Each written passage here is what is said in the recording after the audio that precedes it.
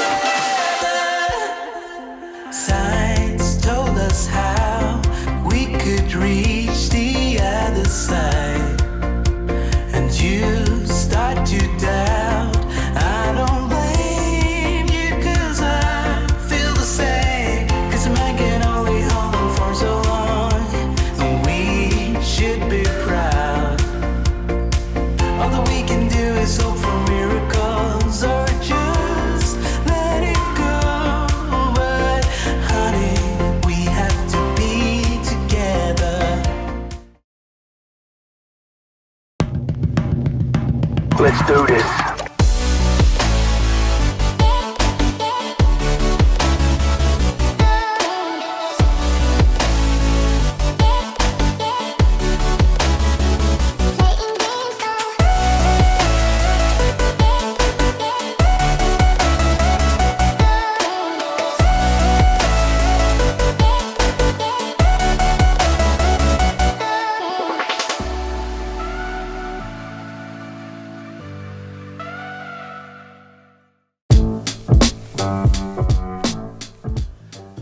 Welcome to day 4 of Camp Sonshine 2020. Thank you to the people who organised the Bake Off last night, and well done to the winners. So today, Scotty, what's the plan?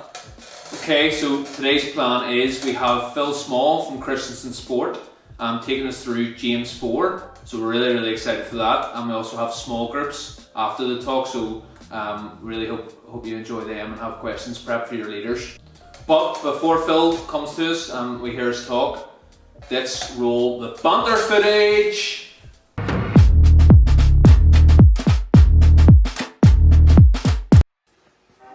Hello, welcome to Rate My Plate. Here we got Craig, and we got Dan. That's us. And here we go. First thing we got on our plate. Oh my days! Like, if I'm not wrong, they're like Cumber Spud wedges from Domino's. Cumber Spuds. Love that. What have we got next? Next on the agenda? 4-segment garlic Garlic bread. garlic I said garlic bread. And here, What does that mean? For what? 4 people, accessible, flavour, taste, greatness. That's 5. Anyway, next one. What do we got? Oh my days! Well, if you're an athlete, this is what you want. Like, And what's the 4 things again? accessibility, flavour. Thanks, Craig. Next we got the big deals here at the end. Do you want to move it through one? We'll get going. Ready? You.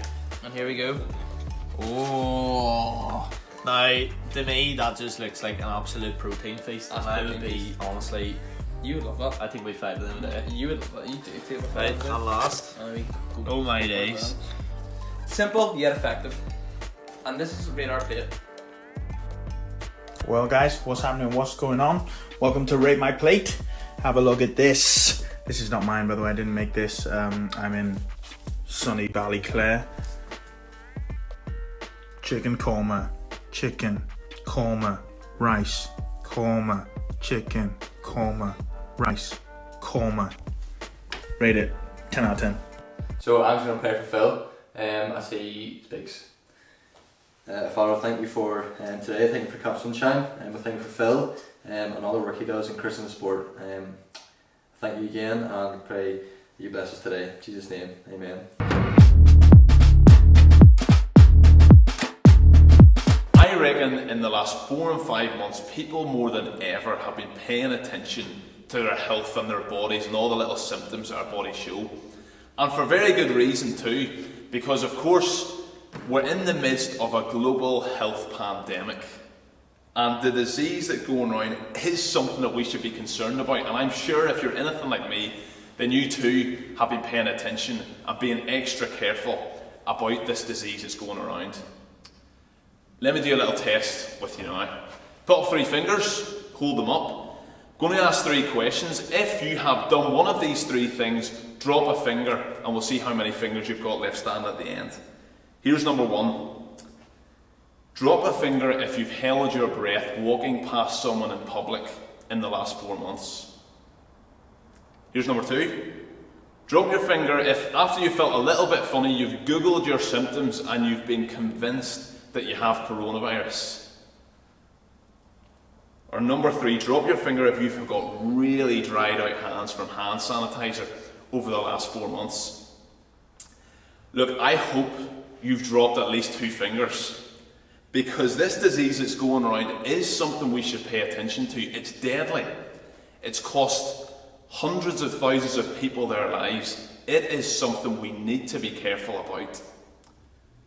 Because when we see something that is dangerous to our physical health, then so often we take extra precautions to make sure that that does not destroy us. In James chapter 4, the chapter that we're looking at today, James is like a doctor who's performing a spiritual health check on a 1st century church. And like a good doctor, James, he looks at the symptoms, he analyses them, he then gives a diagnosis, and he gives a prescription for what the patient needs to beat this disease.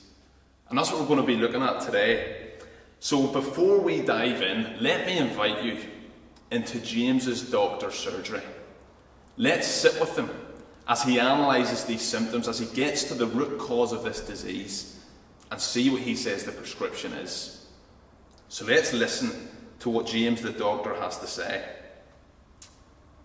So the first things that he does is look at the symptoms, and we see what the symptoms are in verses 1 to 6. Look down at them. Fights, quarrels among the church, people who are living for their own selfish desires, people living for themselves above all else. And the picture that we get of this church is a picture where selfishness reigns. People looking out for themselves, and look what it leads to. Endless arguments and fights.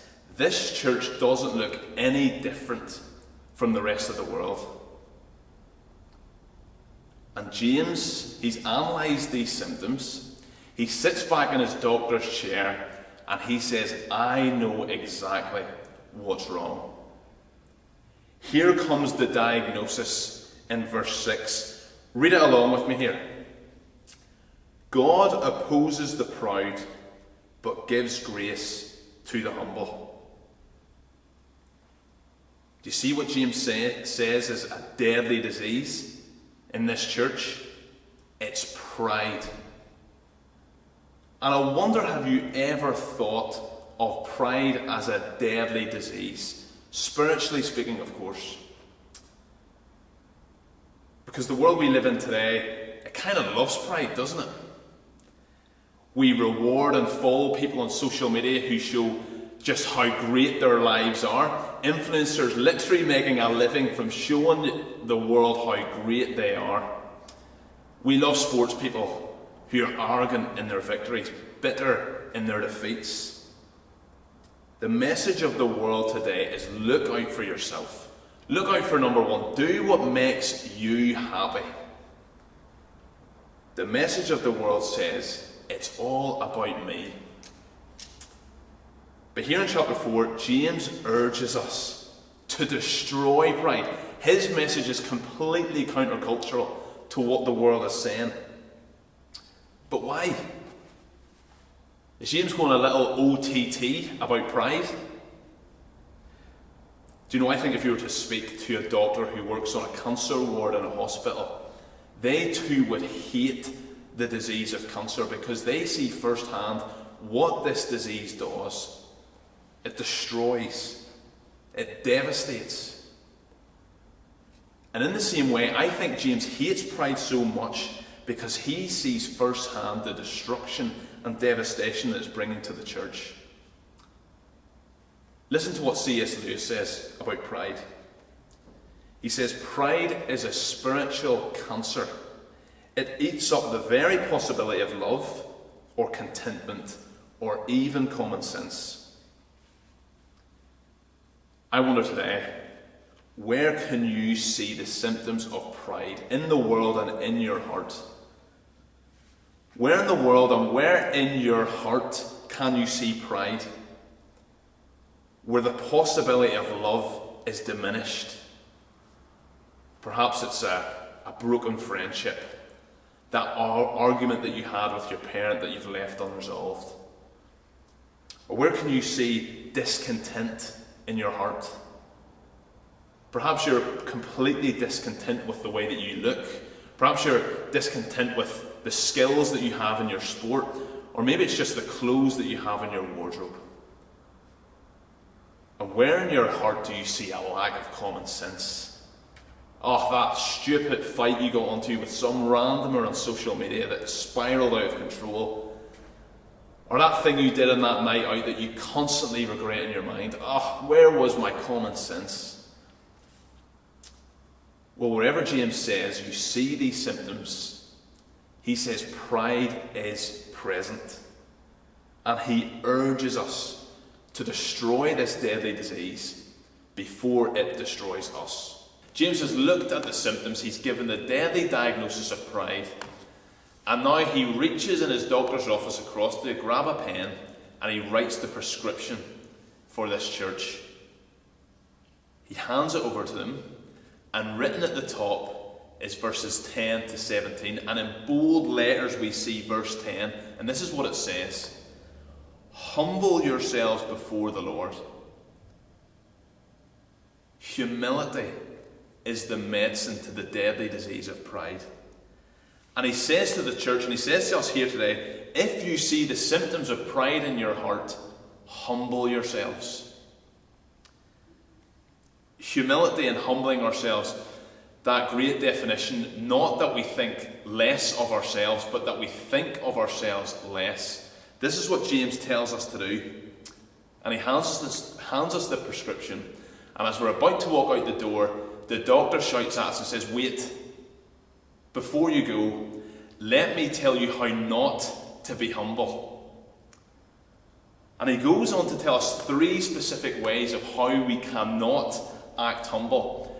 And in specific, he addresses 3 areas of our lives.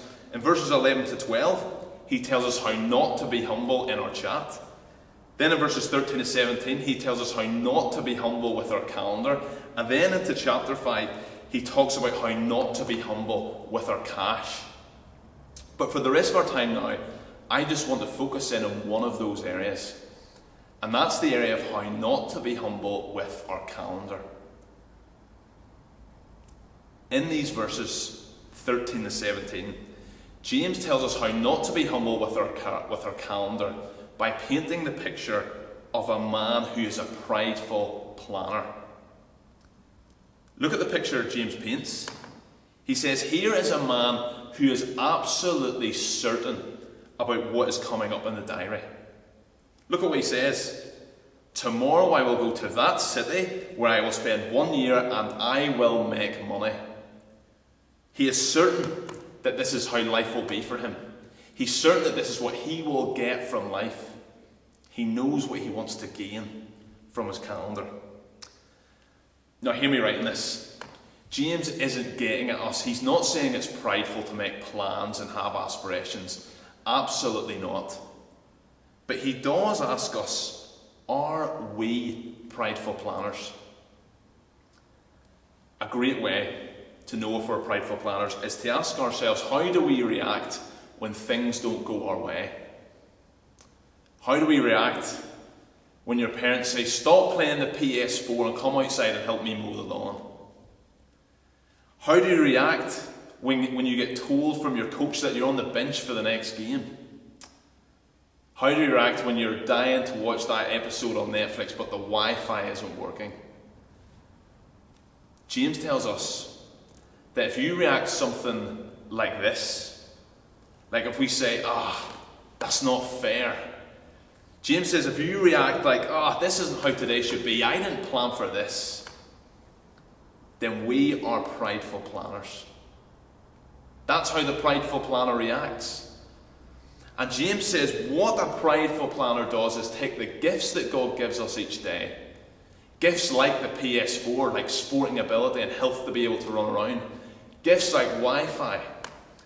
James says a prideful planner will take those gifts and treat them like absolute rights.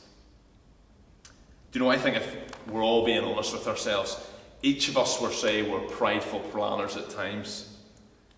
We so often treat the gifts that God gives us and treat them as rights for our days. And James says, look, if you're like this, if you're looking in the mirror, if you see the symptoms and you think you're a prideful planner, here's 3 things to remember. Verse 14, he says, you are not in control of the world. You don't even know what's going to happen tomorrow, he says. The world doesn't revolve around you and you are not God. You don't have control. And then in verse 14 he says, look at your life. He says, it's a mist. And James in his office, or his doctor's office, he boils the kettle. He says, look at the steam. That is what your life is like. It's here for a while and then it's gone. Life is fragile. Life is fleeting. It could change or be over in a second. And then in verse 15, James says, if you're a prideful planner, remember that everything is a gift from God. Each day you have is a gift to be enjoyed. It's not about your prideful gain. Life is a gift, not gain. When I read those verses, I kind of thought James was getting at me a bit. I thought he was maybe being a bit harsh. But you know, this is James who's gracefully showing us the wisdom of God and what the reality of life is like for us. Life is fleeting. We're not in control. The reality is that it's not about our prideful gain, but the best way to live life is to humbly live it as a gift from God. So as we leave James's doctor's surgery after our spiritual health check, James says, keep looking for the symptoms in your spiritual health. Beware of those deadly symptoms of pride. And he says, beware, because pride will destroy you. It will erode your capability for love. It will steal your contentment in life, and it can even kill your common sense. Humble yourself. That is the way to live. That's the way to live life to the full. And here's how not to be humble. Don't be a prideful planner. Live each day for what it is, as a gift from God. This is what life in all its fullness looks like. Do you know the only person who has ever been able to live a life like this is Jesus? He lived a life of complete humility. For not even 1 second did Jesus have a smidge of pride in his heart. He had a life of optimum spiritual health. He lived a life to the full. And if you look at your heart today and you can see the symptoms of pride, this deadly disease in your heart, and you desperately want to put it to death, well, Jesus is the only answer. We need to come to know the one who knows no pride, to kill pride in our hearts. And when we look back up to verse 6, in James, he tells us that Jesus gives us grace to do so. It is through Jesus and his grace that we can begin to put this pride to death in our hearts. Jesus is the only answer. So as I pray, let me invite you now to pray along with me as we ask Jesus to give us the grace to kill pride in our hearts and to enable us to live a life of humility. I'll pray here now to finish. Dear Lord, thank you so much for your wisdom that you give us so clearly through James and this spiritual health check. Lord, I pray that as each of us look at the symptoms in our own lives, and if we see this deadly disease of pride, God, I pray that by your strength, through your grace, you would help us to begin to destroy it. And God, in this specific area of looking at our time and how we use it, I pray that we wouldn't be prideful planners. God, please, we ask this in your name and for your strength, or by your strength. We ask it in your name. Amen. Okay, thank you so much, Phil. Really appreciate that. And thank you so much for just unpacking James 4 for us. And tonight we have a massive event planned, but we're going to be splitting you. So it is a guys and girls night. That's